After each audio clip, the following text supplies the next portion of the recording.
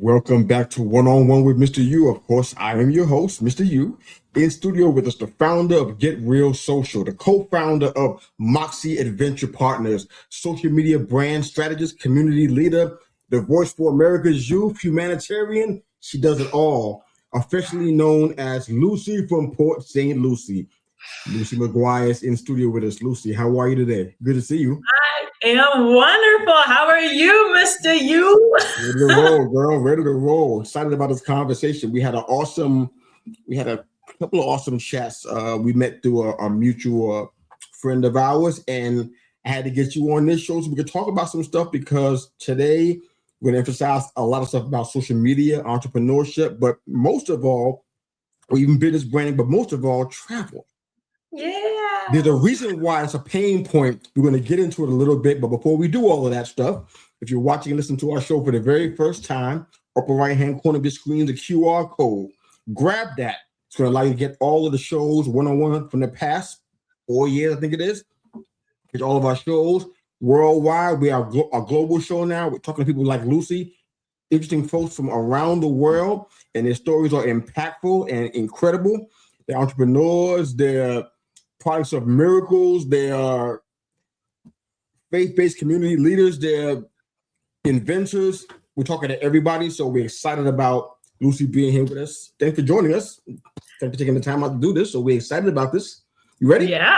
Thanks for having me. I'm definitely ready. Let's get into it. Let's do it. So just a little bit, and kind of keep it as short as you can. I want to hear a little bit about your background, how you got from there as a young person to where you are right now. Is there a key factor, something that you think was instrumental in you getting to the place you are now from where you came from? Yeah, so that's a great question. And it's funny because whenever I share the story of how I got into what I'm doing today, I tell people it makes no sense. If you look at my journey from the beginning to end, I went from working as a cashier at Papa John's to moving up into management, and then Papa John's. I still best corporate pizza that you can get. I will say that. All right. Corporate pizza. We're not comparing it to Italy or anything. So no, please don't even try. No, I would never. So, but I used to work as a cashier in high school, right? And then I moved up into management, and then I went into full marketing for 7 different locations in my local area. By age 21, I had that opportunity to become marketer or general manager of the local Papa John's that I was at. And that's really what kicked off everything in the marketing realm, because I've been in the marketing industry now for a decade. And that was my first experience with it in the Papa John's world, which was, definitely that more corporate side of things. But then you go from pizza to title insurance to opening a nonprofit about travel and study abroad to social media agency to launching Moxie Adventure Partners to help entrepreneurs, with their freedom. So it's if you look at it, you're like, that don't make sense. But essentially, I would say the biggest key, pivotal point, all of it's built onto one another. But the pivotal key point and moment in my life that I share the most about really what launched me into creating the life that I am living today is in 2017. I was 22 years old, taking care of my dad full-time, working full-time, going to school full-time, in a relationship for 4 years. And all right. Going through the channels of life, right? Where I was just okay, I need to do, go to school, get the husband, trying to at least, or whatever, and, get a house, all the things, and go to school. When that didn't really work out was when my dad ended up passing away. It was a huge, it was a huge moment, and it's crazy. Sometimes I can talk about it and it's completely fine, and then sometimes it break down. It's just, one of those moments. But it's a huge piece of my story because I realized in that moment that life was short. And when it wasn't even actually in that exact moment when it happened, right? Because you go through all these emotions, but then a few months later, I tried to go down that same path. And then I realized when everything wasn't really going my way, I was like, what am I doing? And I kind of had this screw it moment where I was like, screw this path that everyone says I should be on. And I literally decided to go and travel. And that's when I studied abroad for 1 month to Czech Republic and Hong Kong in the summer of 2018. And then I stayed in Europe and backpacked to 10 different countries. And after 4 months, the first 4 months of my life from age 14 that I hadn't worked, right? Because I was working since I was 14. And then this was the first 4 months of my life that I hadn't this was me truly experiencing life. And I realized that I didn't realize how lost I was. And I know it sounds cliche, but I found myself when I didn't know it was possible traveling. And that is what has made me into a proponent for travel, study abroad, traveling young, doing the dang trip that you said you wanted to do, and really learning about yourself, because I don't think there's enough emphasis on really doing self-development work as entrepreneurs, humans, anything, right? So that's really where it all pivoted from. And I'm sure we'll get deeper into it, but that's where it all started. We most definitely are. All right, so David chiming in, saying, Lucie, David, thanks for joining the show, sir. Appreciate you sticking with us and watching all the way through, and subscribe if you'd like to. Love to have that there. Okay, so I want to ask you a question about the small town, which is kind of part of your bio. Now, I have really fond memories of Port St. Lucie. I have some family that lived there. Matter of fact, my cousin, he's part of a very famous musical group, but he passed away several years ago, and that's where he was. And so, wow. when you say small town roots, talk to me about this. First, explain to me what that actually means for you, but also kind of tell me what you believe you avoided, like the bullet you dodged by being a part of a small town, and fast forward to where you are now. Did that make sense? Yeah, a little bit. Yeah, I got you. So I am from I live in Port St. Lucie right now, but right. I'm actually from this town just next to it called Jensen Beach, which is even smaller, which is kind of like a cool spot on the map, or you're just you blink and it's gone, right? Then you're in Stewart. But Jensen Beach was a very a small town, and the small town vibe and being in Florida, right, where everybody just assumes you're from Miami or Orlando or whatever it might be. It's a completely different ecosystem, and there's a couple of different things that impacted my childhood being in my small town where I live, and that's one, that it's a much older community in Florida, right? So Florida, everyone comes here to die, and we all know that, right? retire, not die. Well, retire, and eventually we all die at the end of the day. But yes, no, retire. They come here to retire. It's beautiful. But there's a lot of younger families that are coming into the area now. But back when I was a kid, it was a lot of older people. My dad was older as well, so I had an elder parent. He had me when he was 50, so he would have been 82 this year. Oh, wow. Wow. Yeah, so he was much older, and my parents had about 18 years apart. My mom is also from Dominican Republic, so I grew up in that bicultural piece. My dad's from Pennsylvania, as white as it gets, and my mom's from that Dominican side. But in the area that we're in, it is predominantly white. I would say back then it was probably about 80% white, so that also impacted things, kind of how I grew up in that area as well. And still is, predominantly in that capacity. But, it was that mentality of being in that, right, is always trying to fit in, right, trying to find where I fit in. And I never really was the, popular one or anything like that. I had my group of friends that I hung out with, and I talked a lot, so people knew I was there. Just because people knew I was there didn't mean I was popular. It was just, I understand.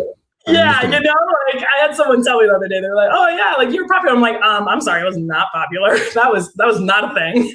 But the small town roots aspect of it, what really impacted me the most was, I didn't even realize this until a couple of years ago, but I never went on vacations. We never went somewhere to actually experience a new city or state or whatever. It was always visiting family. We would go to Dominican Republic, we would go to Pennsylvania. That was it. Went to Dominican Republic, Pennsylvania, and it was just visiting family. And so the traveling I do now, where I'm exploring and seeing all these different places, is completely new to me. But being that I didn't grow up with a lot of money, and I grew up the area I'm in has money, but I wasn't part of that community that had a lot of money. I had a lot of friends with money, which also made me feel out of place and to a degree as well. So it was all these different layers. But the small town vibe was good. I learned a lot. I feel like it gave me a lot of room to grow from, especially as this is a growing area. So I could never personally live in a place like New York or Miami. Like I just couldn't, like it's too much.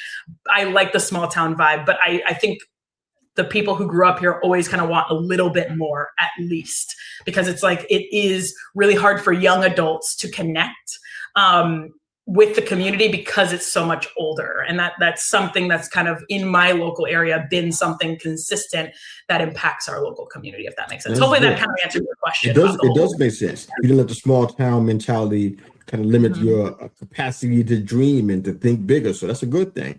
Because a lot of folks can't do that. They can't stay in that area where they grew up, especially people who knew them the way they used to be, and try to grow it beyond that. It's kind of like you're too big for your britches, some people might say. So I get that.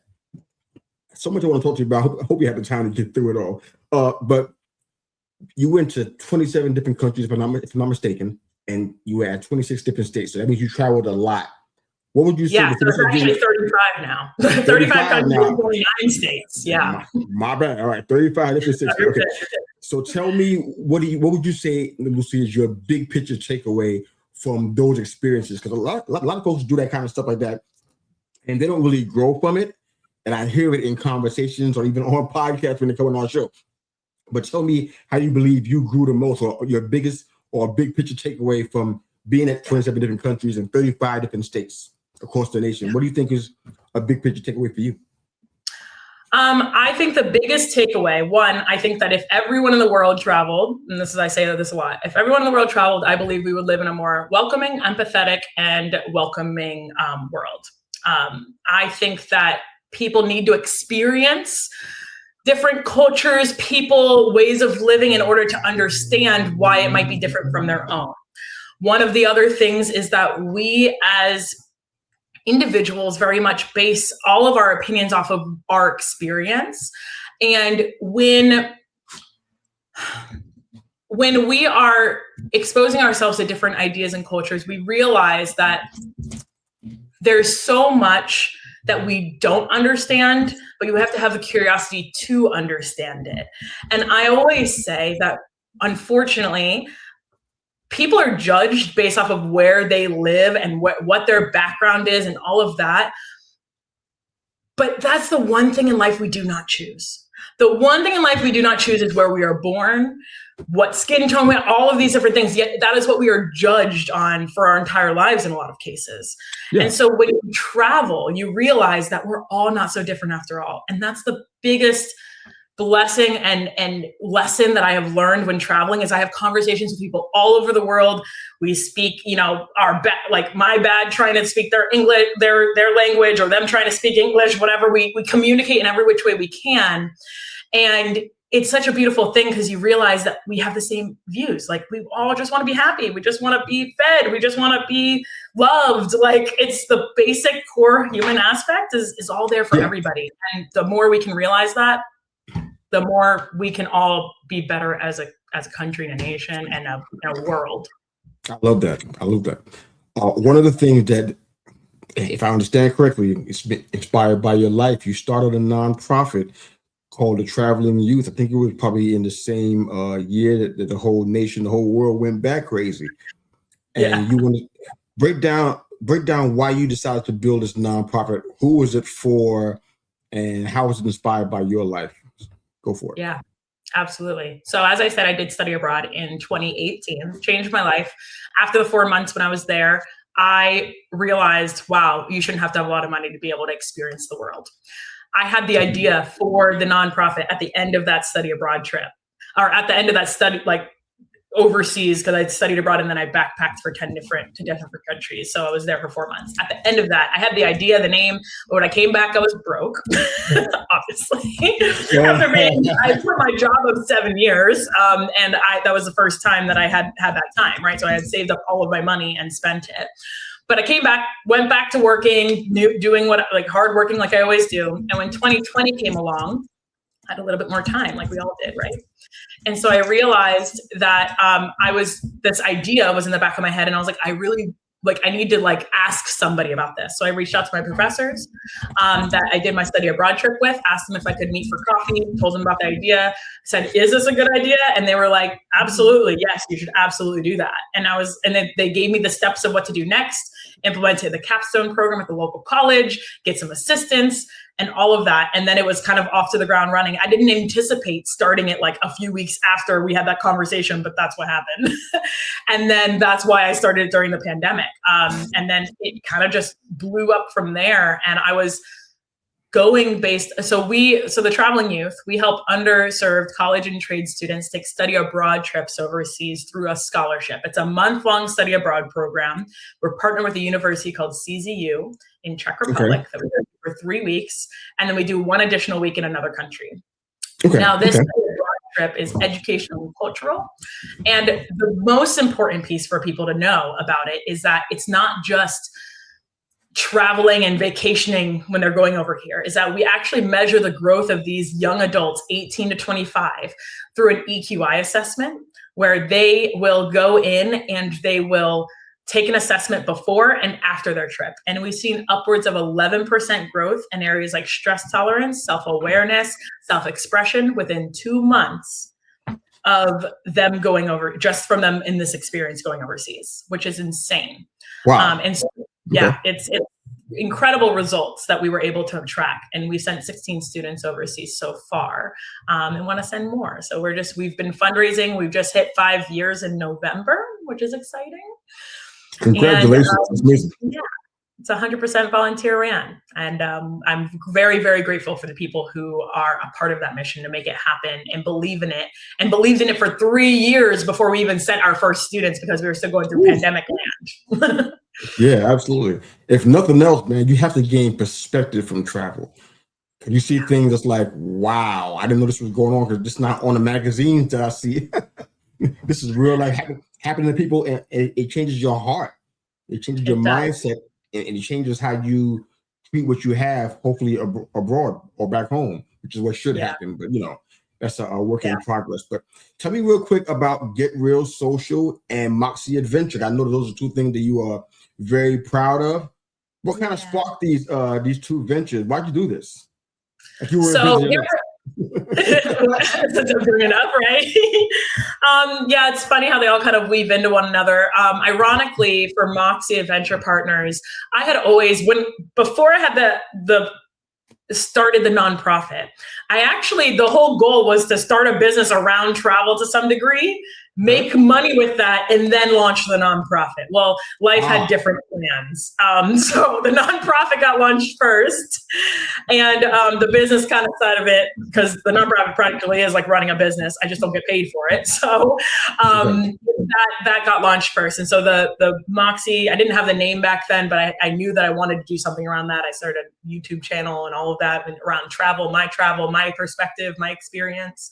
But that kind of got put in the back burner. I started the nonprofit.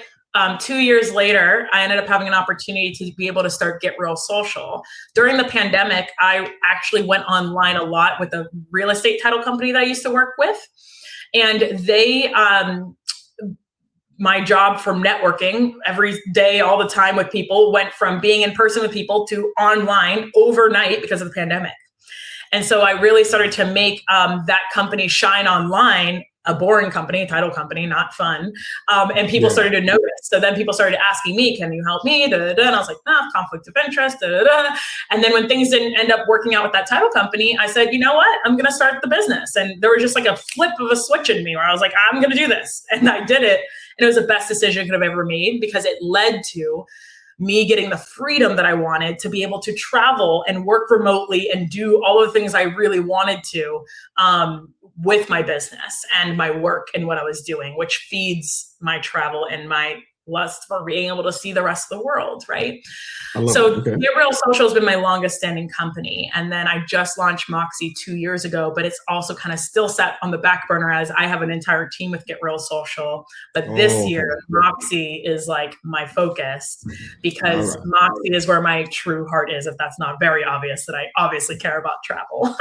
Yeah, no, absolutely. Absolutely. Tell me, if you can, briefly on both Moxie and Get Real, who is your ideal partner and who's your ideal client? They could be watching and listening right now. So I want to give you the opportunity to kind of let both of your businesses shine. So who's your ideal partner and who's your ideal client for both?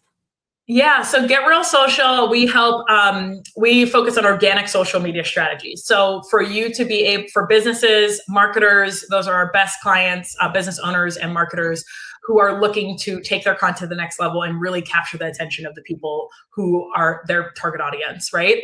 So we do social media coaching and social media management for those businesses with those strategies. And we have different resources. So that is really great. And then Moxie Adventure Partners, we focus on helping entrepreneurs who said they started their business for freedom. We help them take back the freedom they said they wanted when they started that business. Oh, yeah. And we do that through travel, self-development, and entrepreneurship, because it's kind of like all the things that Lucie is about. We talked about self-development, all the things that impacted my life through travel, but also through learning. I feel like most entrepreneurs are self-development junkies to some degree.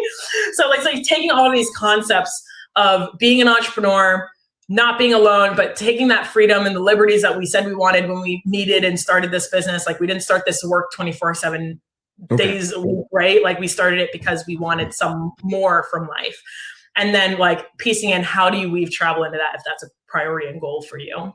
I just launched a community, the Live with Moxie Society, for people to join and be a part of for Moxie Adventure Partners. And that is a group of entrepreneurs that want to do all of those things. And I just launched it last week. So I'm excited. Congratulations. Free or paid community? So there's a couple different levels, but the first and foremost is the movement aspect. It's only $1 a month. So any entrepreneur who wants to take that first step and just be a part of a community of like-minded entrepreneurs, it's only $1 a month. LiveWithMoxiesociety.com. Yeah. I love it. I love it. Okay. So here's one of my big picture questions. On every show, I ask 2 or 3 that kind of stop the show, because not on purpose. It's just the way I think. You talk a lot about the transformative power of travel, and I get that because I'm somebody who really enjoys it. I don't get a chance to do a lot of it for some of the reasons that you started your business, because of those same reasons. In light of world events such as war, mechanical issues with planes, all piracy on the seas, all these things, how do you speak to people who are watching and listening in your sphere of influence, whether it be on a webinar or in your community? How do you continue to encourage them about the power of travel and still continue to encourage it with these things being at play? How do you do that? Absolutely. And such a, important topic and relevant topic to right now. I think the important thing to remember, and this goes for it just along the board, not even just when we're right now in a very sensitive time with war. I have friends, that are in Israel right now and like working to get back and stuff like that. So I totally understand that the impacts of all of that does bring a fear to it. There's always kind of been a fear around travel, though, especially with how it's like projected in the United States, with like the rest of the world being very dangerous. And so what I like to tell people is that it's actually not as dangerous as it seems. Sure, there's danger. There's danger everywhere. Honestly, there's danger in our backyard. But I always like to say, if every single time I get in my car, I could be killed. Like something could happen. Something bad could happen if I just walk outside my door. Does that mean I stay in my house to stay safe? Right? Does that mean I don't do the things that like I really want to do and pursue because of the danger and fear that's out there? Because then we would all just be stuck, right? And so I think that a lot of these places get a bad rep. And I've been to 35 countries. And of all of those countries that I've been to, honestly, I have not been somewhere more dangerous than Miami or Chicago. And that speaks a lot. And I love different sections of Miami and different sections of Chicago too. But like, we actually live in one of the more dangerous countries as well. And that's factual. Like, we're like number 31 on the list of safest countries in the world. Like, we're not like number 1 or number 2. And that's a perspective that's really important, I think, for people to understand, is that when you go to these other places, it's not as bad. You have to be aware of your surroundings no matter what. Oh, absolutely. And there are certain aspects of different places that you go to. You have to use a little bit of common sense. And I know, like, you have to be aware of your surroundings, understand what's going on, be up to date with what's going on with the news. I will say the one thing that we do have in the United States is that our economy and our political climate, to a degree, is usually more stable, right? And so when you go to some of the other places, there are things like right now that's going on in Israel, right? Where that's typically a place where people go, right? And sometimes there's strikes that are going on in certain countries, and those are things that you're never really gonna know in the moment, but just being aware of, like, understanding how to get access to the information that you need, being aware of going to the proper places and all of that. So, like, there are safe ways to do it. And at the end of the day, if it's your dream to go and experience these places, or it's your dream to go and see new cultures and learn from their people, like, don't let a little bit of fear stop you from doing that, especially if there's a war happening on the other side of the world. Like, there's so much of the world that you can go to beyond that, right? So it's just a matter of shifting, I think, the perspective of, like, rather than being fear-based, being opportunity-based, I would say. Got it. I like this. Okay. So you talk, well, first off, some friends shouting you out over here. Hey, Jade. You get one, brother. Thanks for jumping on the show. Appreciate you so much. Thank you. All right. So how does somebody, well, I guess this is kind of a two-part question. We're getting close to the end of the show, but I want to get some more questions in here. I have so much I want to ask you about still. But how does somebody on a super strict budget enjoy travel the way that you're talking about? How do we see the world affordably, as you said? How do we? Absolutely. I love it. It's my favorite question, honestly, because Americans tell me all the time, they're like, it's too expensive to travel. And it doesn't have to be. There's a ton of, I know we've got limited time, but, like, there's a ton of different strategies. The number one strategy, one, take materialism out of your expectations. So when I say that, I mean, you do not need to stay in the fanciest place in the world in order to go and travel. 5-star hotels, huh? I got it. Okay. Correct. But not even just that. I'm going to give you the way that I travel, but, like, it's in America, our travel industry, unfortunately, is a lot more luxury focused. So it's all we see. All you see is luxury cruises, luxury hotels, luxury this, all-inclusive this. So you just think expensive, like, right? Oh, this is where I need to go to be safe because of the fear, right? We talked about. I stay in hostels. I've stayed at over 80 hostels across the world. And hostels, a lot of times Americans either don't know about, or they've seen the movie Hostel, and that is incorrect and not real. Like, that's just the word. The word doesn't do it any favors. Like, wait a minute. Why am I sleeping here with my eyes closed? Y'all don't think so? So go ahead. Correct. That's the best word. I agree. But hostels are an incredible resource. I have stayed in them for as little as $7 a night. Yep. And on average, I spend about $20 to $30, and that's in Europe, a night when I'm staying at hostels. And they're centrally located, close to public transportation, have full kitchens that you can use to your disposal if you want to be affordable and go to local grocery stores and purchase food and then cook that's one way to save money as well, by not eating out every single time. And it is, and it's also an incredible social atmosphere. You get to meet people from all over the world. And the next best thing to hostels is meeting people all over the world that then invite you into their homes. And then now you have a free place to stay. So there's the next affordable tip you can have. But yeah, that's truly the secret. And you don't have to be 20 years old to go to them. I've stayed up, there's all different levels of hostels, just like there are hotels. There's mom and pop hostels, there's corporate hostels, there's smaller, regular hostels that might have 1 or 2 locations. And they have ratings just like hotels do. Yeah. That's incredible. I wish you had more time. All right. So I know, he's like, I want to ask more. Just so much I know. I get it. I mean, I'm making time for you. Our friend Key Bird is reaching out to you saying, hey, Miss Moxie, thank you hey, girl. Everybody. Thank you for joining the show. Do you actually mind if I share what Moxie means? Of course, go for it. Yeah, so Moxie, someone told me I had Moxie a couple of years ago, and I was like, what does that mean? Blah, blah, blah. And then like they told me, and they were like, oh, actually they didn't tell me. They told me to Google it. So I Googled it. There was a bunch of different definitions, but essentially it means grit, determination, and perseverance. And I was like, I love that. And I want other people to have that. And that's why I named my business after it, Moxie Adventure Partners. That makes total sense. It's definitely an extension of your personality. That makes total sense.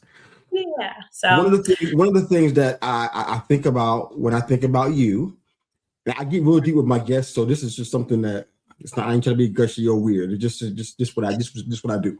Don't care where they are in the world. I take time before I get to this place where we're doing the interview. I'm thinking about you, praying for you. I'm working through things on what I want to ask you, and I feel like people that are like you, energetic, definitely extroverted, without question. You know what I'm saying? Big dreams, want to see the world change. They find themselves sometimes in lonely spaces sometimes because everybody doesn't get what they're trying to put out. They're not picking up what you're putting down a lot of the times. And I'd love for you to tell me or explain to me and our audience, what does it mean to find your tribe? Why is that important to you? What's that look like in your world? How is that going? How is that journey going? So I love to hear that. And somebody, I guess one of your friends here is jumping in on this.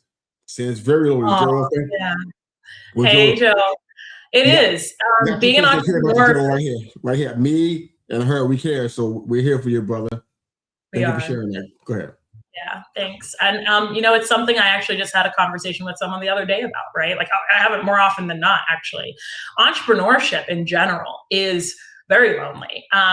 Especially you could have all the people around you in the world, but if they're not the right people who understand what you're going through and the trials and tribulations and the heart that it takes. I mean, my friends who aren't entrepreneurs all the time, like tell me like, Lucie, stop working until 2 a.m. and all of these things. And it's like, but when your heart is on fire and you have the thing you want to make happen so badly, it's like to the core depths of who you are, like, and somebody doesn't understand that, it can be very lonely, 100%. That's really great. He says he needs a mastermind. It's funny because I have recently just started to get the right people around me in that kind of closer proximity. Okay. One of which is actually starting a mastermind group called Inner Brand Mastermind. Yeah. So I've partnered with 2 other incredible entrepreneurs, and we have a mastermind group that is around that, but also helping entrepreneurs with their personal branding and like getting that out into the world and their message out into the world in a more effective way, but also being a resource for like, hey, we know this gets hard and it's lonely. So like, let's all band together as entrepreneurs to be able to help one another to get to the next level of whatever that next level is for us. Cause we can all help each other at our different levels. I'm creating those spaces. Sound like you got message me. I'll send you the detail. Innerbrandmastermind.com. You can go to it. Actually, we just launched the application a couple of weeks ago. We're starting in April, so please go check it out. But yeah, we're creating the spaces. This is what I love seeing happen on our show. I love this. You help me folks directly. I love this. This is beautiful. Tell me, Lucie, now because I see what you're doing. A lot of what you got going on. Tell me how you want to be remembered at the end of the day. How do you want to be remembered? That's a great question. You know, it's funny. I was having a conversation with my friend a couple of years ago about this. I just want to be remembered as someone who cared and someone who I'm like kind of getting emotional. As someone who cared. Because I think sometimes we go through life and we think other people don't care. And sometimes when you have everything going against you, it feels like the world doesn't care. I see a lot of people go through that with social media. They go through social media and they don't want to post about what they have to say, even though it is important. They're like, who wants to hear from me? Right. But like when we realize the more we do share our heart and our vulnerability and ourselves with other people, that opens us up to the opportunity to be able to connect with other people. And sometimes you just need that one person who's going to listen and root you on. Like I made a video the other day that I haven't posted yet, but it was ironically me talking about how I'm like that friend that if you need someone to pump you up and be like, yo, you got this, but I'll also challenge you. I'll be like, are you doing this for you? Or are you doing this because the rest of the world told you needed to do this? Because we need to start being the healthy type of selfish. There's so much selfishness in the world that is not healthy, but there is a level of healthy selfishness that we all need to have, and make sure that we're speaking to ourselves. And I just want to be the one to help open that door for people, to help them to really care about themselves and do what's best for them that can help impact the world in a positive way, but them first, right? Deep down to the heart. I just want to be someone who cared and gave that space for other people. Yeah. I think I can see that already. I think you do care. Yeah, I do. And creating those spaces is, sometimes people need those, and you never know. I've had people reach out about random posts that I've done, and they're like, wow, thank you for posting this. And I just had someone stop me today and said, like, thank you for sharing your opinion. I don't agree with every single thing that you say, but I admire your perspective. And even those little moments, I know sometimes it feels like it's not a lot to like tell someone you appreciate them or when they post about something, but those little moments help that person, because I know they matter a lot to me. When somebody reaches out and says, thank you for posting that, it helps me to continue going on with what I'm doing, knowing that I'm not just speaking into the void, right? But creating those spaces and making sure that we're all creating those spaces for each other. I'm doing that with Moxie. I'm doing that with the Inner Brand Mastermind. And I want to encourage everyone else to also create those spaces, whatever their community needs to be around them that they need. Open the opportunity for people to have the conversation with you. Well, thank you for your caring heart. Thanks, Miss Steph. Thank you for this. This was so good. And just everything that you're doing too. I mean, I love meeting other entrepreneurs who are trying to make their mark on the world, their difference. I see the same grit and Moxie in you as well. 11, no, it's a lot. And so just, never stop showing up and doing what you're doing and giving other people the spotlight. But we're going to have to get you onto my call, and you can share all about you, Mr. And you all have to, if you guys are listening, my audience, we're going to do the same for Mr. on the back. I would love that so much. Yeah. Before I want you to close our show out, let everybody know where they can find you, and just give me an opportunity, 120 seconds or so, to kind of speak to the people. What you want to share from your heart for them. Maybe it's about travel, maybe it's about breaking through without limits, wherever you want to go with it. But before we do that, I want to just thank the guests that commented. I know more are watching than that, but Joel and Janaid and David and Key, you guys are following Miss Moxie over here. Thank you for doing that. If you guys are so inclined and you enjoy this show and content like this, I invite you, if you don't mind, without me being a shill out here, if you don't mind, subscribe to the YouTube channel, subscribe to our show on Apple Podcasts if you're a podcast listener. Let's just keep on putting out content like this. So we need your help with that. So thank you if you don't mind doing that for us. That'd be great. But the floor is yours, Lucie. You can let everybody know where they can find your work. You shared a lot of work, so I don't know how long it's going to take, but the floor is yours. You got 7 minutes. You got to use 7 minutes. I'm happy to give it to you. You're a blessing, and I'm really glad you came on our show, and you're a part of my life now. So I'm excited about it. So take time to go ahead and share about how they can find you and whatever you want to share with the audience. Go for it. Yeah, thank you, Messa. You're so sweet.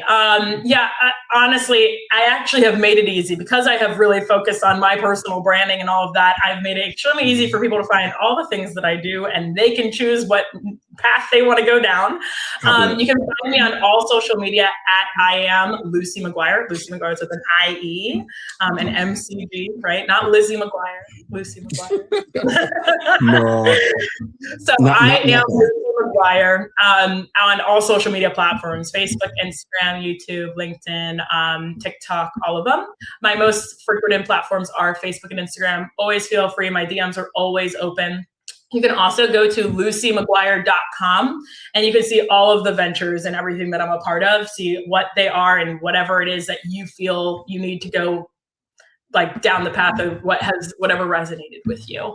And I'll, just say too, like, if there's any other people out there who, just feel like sometimes the world is against you, or that maybe the support system that you don't have is around you. And if anything that I've shared today has resonated with anyone, I'm happy to connect you into the communities. I'm a connector at heart. And so I just want to connect other people, whether that's through my community or other people's communities, or, you know, resources that I can provide. Please reach out. And I'm happy to get you connected the best way I can, because I just think that at the end of the day, rising tides lift all boats. And so if we can all just do that for one another, we would just live in a better place. So I encourage you to do that for your community, but also I'm happy to do it for you as well. So that's all I have. I think I've poured my heart. Like, I think it's very clear where I stand. I just, be kind to everyone. You never know who's watching, especially on social media. You know, sometimes I'll leave it with this. Sometimes we post things out there and it feels like nobody's listening. You might get like 2 likes. There's a lot of vanity metrics around a lot of things on social media.